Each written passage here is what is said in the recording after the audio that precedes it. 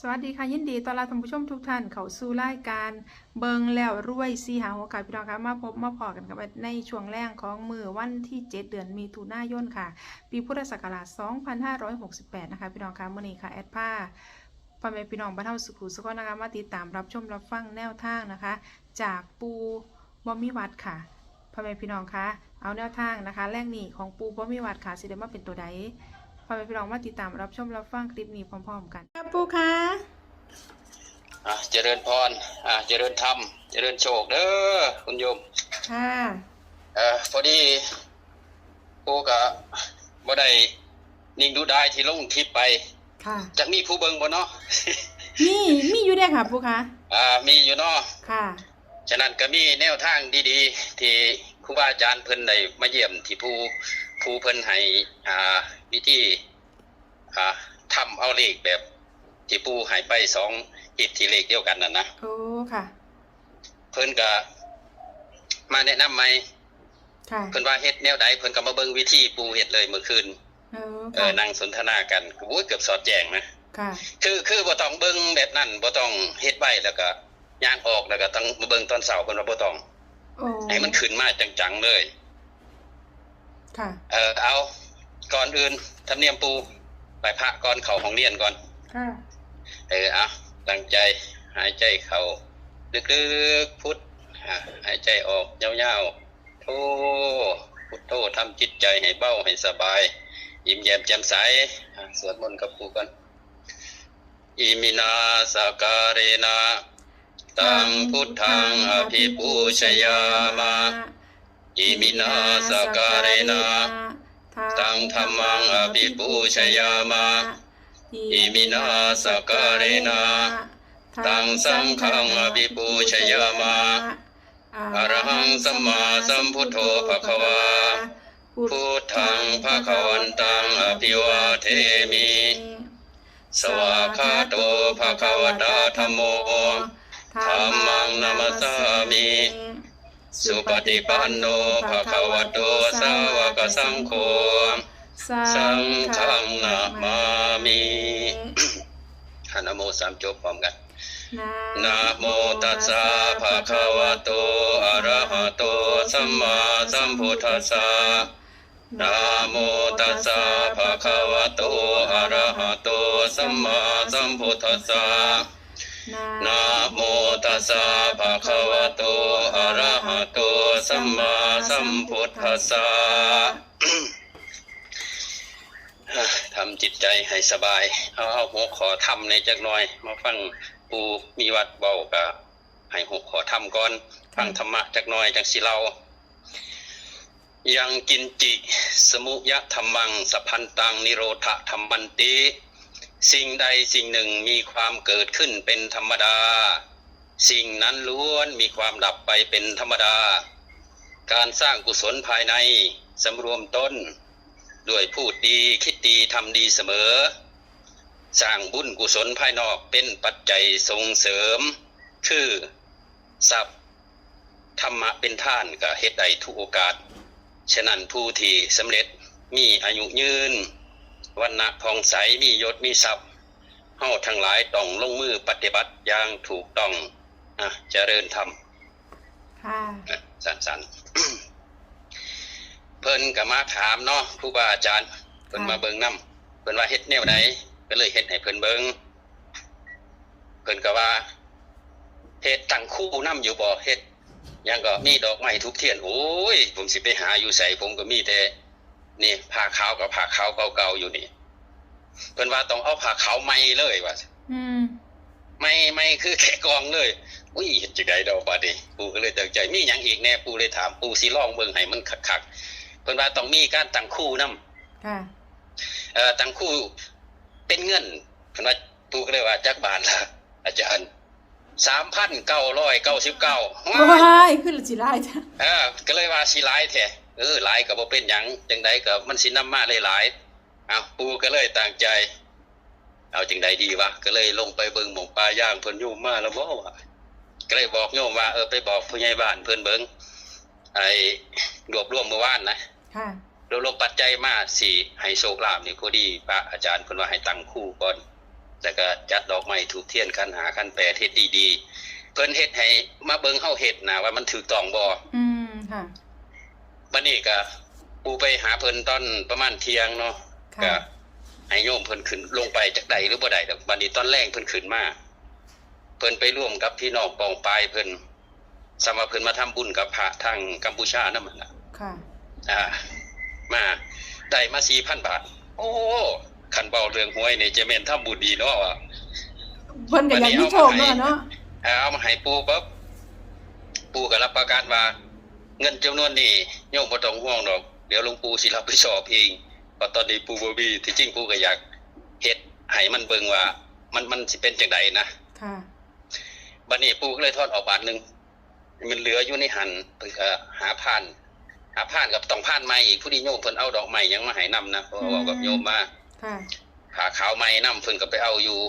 ทางวัดบ้านเพิ่นผมว่ามันก็ไกลเนาะเพิ่นขี่มอไซค์ไปค่ะเพิ่นมาเฮ็ดเพิ่นว่าเฮ็ดจังซี่เอาดอกไม้ธูปเทียนเฮ็ดขันหาขันแปดเฮ็ดเอาได้เนาะนี่บวชมาก็บ่เคยเฮ็ดมีแต่โยมเฮ็ดก็พากันเฮ็ดเองเลยค่ะมันมีพาน2พานบัดนี้พานนึงนั่น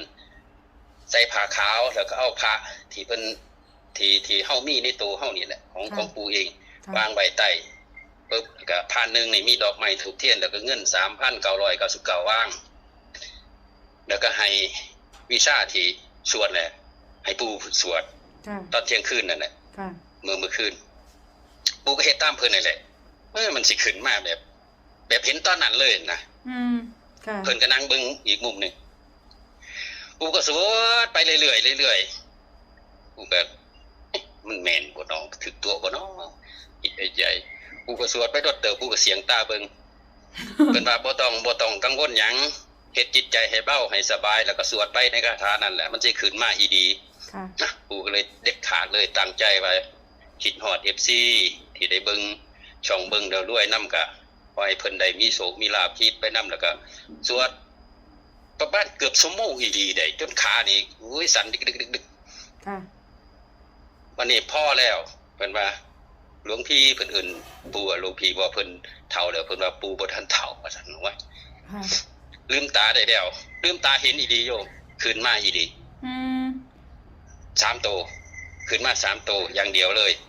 โอ้มันก็ตรงประเด็นกับที่ปู่ฝันหลวงปู่ทวดอิหยังก็ให้โดนัทค่ะโดนัทที่เป็นเลข8ปู่เลยโอ้ยเกือบไปว่าซั่นเพิ่นว่ามั่นใจ 100% นะก็เลยขี่ค่าหยังเก็บของเก็บหยังเห็นเลขแล้วปู่ก็มาจดไว้ปู่ก็เอาปัจจัยนั้นค่าคู่นั่นถวายเพิ่นว่าบ่ต้องดอกเพิ่นว่านี่คือการตั้งคู่ที่เป็นทิพย์ไปแล้วเงินจำนวนนี้ให้มอบให้เจ้าของเงินเพิ่นแล้วเอาไปทำบุญอยู่วัดข้างในพุทธในหมู่บ้านก็ได้ค่ะปู่ก็ว่าโอ้ยบ่ต้องดอกปานนั้นบ่ให้อาจารย์พกติดตัวเพื่อไว้ฉุกเฉินอยู่ทั้งครูบาอาจารย์ไปได้ให้มาเพิ่นก็จิตใจดีเนาะแค่การตั้งคู่ซื่อๆว่าซั่นค่ะก็บ่เป็นหยังบัดนี้สิมาเล่าเรื่องตัวนี้เลขที่ขึ้นมานี่โยมมันขึ้นมามันบ่แม่นสีแดงเด้ค่ะมันสิออกสีเขียวค่ะสีเขียวๆเป็นตัวเลขขึ้นมามันมี3 8 9 389โอ้ยดีแล้วกินโดนัทเลข8ได้โดนัทเป็นเลข8กินก็เก่าเกือบคันว่าเมื่อกี้ถึงตัวเดียวค่ะพอปูสวดเอาธรรมดานะตัวนี้เพิ่นมั่นใจ 100% ค่ะของทั้งคุณเด้ค่ะแต่ปูนี่ปูบ่มีวัดแต่มั่นใจไว้แค่99พอเหลือไปเนี้ยจักนึงว่าซั่นค่ะเว้าหัวกันเมื่อคืนว่าโอ้ยจังซี่ล่ะผู้นี้ที่ปูไปกดเงินมาตัวนั้นซื้อมาปูก็เลยถวายเพิ่นไปเบิดค่ะครับปัจจัยตู้ที่ให้ครูเพิ่นว่าให้ไปให้กลับมาคืนน่ะนะปูก็บ่เอาดอกปูว่าเพิ่นว่าเดี๋ยวหลังวันที่17หลังหวยออกเดี๋ยวสิมาเยี่ยมอีกโอ้อีดีบ่อาจารย์มาเดี๋ยวปูผมสิหาแนวมาต้อนรับอยู่ดอกคันมา3โตอีดีคือครูอาจารย์เพิ่นให้ค่ะบัดนี้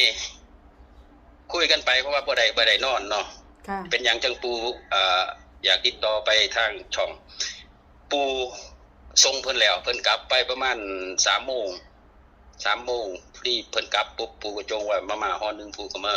โอ้ สัน ค่ะ สันเสร็จปูก็หลับ ค่ะ ปูหลับเพราะว่าบ่ได้นอนครับแต่ทำพิธีหยังเนาะพาเฮ็ดไปตรวจฉี่เนาะคิดในใจว่าเคยเป็นขนาดนี้ ค่ะ หลับไปหลวงปู่ฝันว่าปู่ไปตกอยู่ในตู้ ATM แหม ค่ะ ปู่ก็เลยมันมีจิตใต้สำนึกว่าปู่อ่ะอินิยมอยู่ 3,000 4,000 บาทที่เพิ่นไปเอามาปู่เลยไปกดว่าอยากใส่นิยมคืน อืม ปู่ก็เลยเสียบัตรเข้าไป มันไหลออกมาบ่หยุดบ่หย่อนโยมเอ้ย เงินติคะ แม่นเป็นปริศนาแห้งนี่จนปู่สะดุ้งตื่นเลยแหม ค่ะ เป็นกองแบบปู่ก็ตกใจยัน เขาโทษปู่นะว่าเฮ็ดเครื่องเขาพังนะ ค่ะ มันไหลมาใส่ปู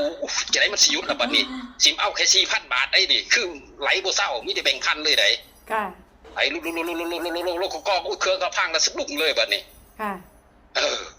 เป็นปริศนาโอ้สุดยอดแอ้ปูว่าคิดฮอด FC คิดฮอด ฟินเด้เนาะโดนัทเลยได้ซันโดนัทแล้วบัดนี้ ค่ะ มีซ้ำนี้ได้แต่ปูสิเพื่อไว้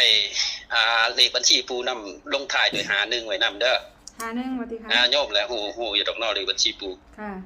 มีถ่าย51แม่นบ่ ค่ะ มื้อนี้ที่ปูให้ไปเป็นแนวทางคือ389กับเลขบัญชีปูคือ51ถ่ายแค่นี้เข้าใจ เข้าใจแล้วค่ะปูค่ะ ง่ายๆ เอากันแบบจะบ่ต้องรับเลยนี่มารับยังเงินไหลมาเป็นกองปานนี้แล้ว ค่ะ ฉะนั้นก็ได้เวลาแล้วบ่สิยาวไปบ่ พอดีค่ะ พอดีได้อยู่ค่ะ เดี๋ยวจักหน่อยก่อน ค่ะ พอดีปูก็นั่งมีปากกาใบหนึงกับสมุดน้อยๆเล่มนึงปูก็เลยแต่งก้อนให้โยมไปฟังแม่เป็นกำลังใจค่ะค่ะปูค่ะ อันวานอนโจรทะยานอย่างหาญกล้าแหวกเวิงฟ้าว่องไวไม่ยั้งหยุดแม้จะรีบแม้จะเร่งแม้จะรุดแต่จิตมั่นเย็นประดุจดังสายทานเผ่าพันธุ์พุทธพกสติไม่ยอมห่างฉลาดเรื่องจิตวางอย่างแตกฉานทำหน้าที่แบบบ่มีอุปาทานรีบทำงานในดวงใจไม่ร้อนรนแท้จริงนั้น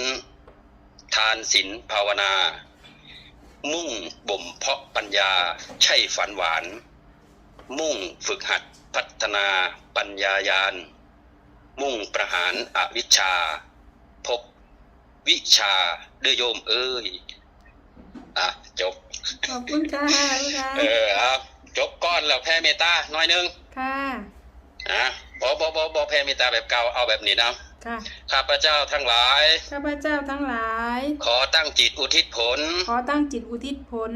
บุญกุศลนี้ บุญกุศลนี้ แผ่ไปให้ไพศาล แผ่ไปให้ไพศาล ถึงบิดามารดาครูอาจารย์ ถึงบิดามารดาครูอาจารย์ ทั้งลูกหลานญาติมิตรสนิทกัน ทั้งลูกหลานญาติมิตรสนิทกัน ทั้งคนเคยทำบุญ ทั้งคนเคยทำบุญ ทำทานทั้งหลาย ทำทานทั้งหลาย มีส่วนได้ในกุศล มีส่วนได้ในกุศล ที่ปู่ท ที่ปู่ท ำทั้ง FC แอดมินและเจ้ากรรม ำทั้ง FC แอดมินและเจ้ากรรม ขอให้ท่านได้กุศลผลนี้เทิน ขอให้ท่านได้กุศลผลนี้เทิน เจริญธรรมร่ำรวยเบิดหนีเบิดสินเด้อคุณโยมเอ้ย สาธุค่ะ สาธุสาธุ สาธุค่ะ ขอบคุณค่ะกราบนมัสการค่ะ สรุปแนวทางถ่ายคลิปนี้ค่ะพี่น้องคะแนวทางจากปูปมิวัตรนะคะพี่น้องคะวันที่16มิถุนายนนะคะแนวทางของปูค่ะมี389กับ51ค่ะ389แล้วก็51นะคะพี่น้องคะจังเลยก็อย่าลืมนะคะแคปหน้าจอเอาไว้พร้อมเด้อพี่น้องเด้อแคปหน้าจอนะคะพี่น้องคะ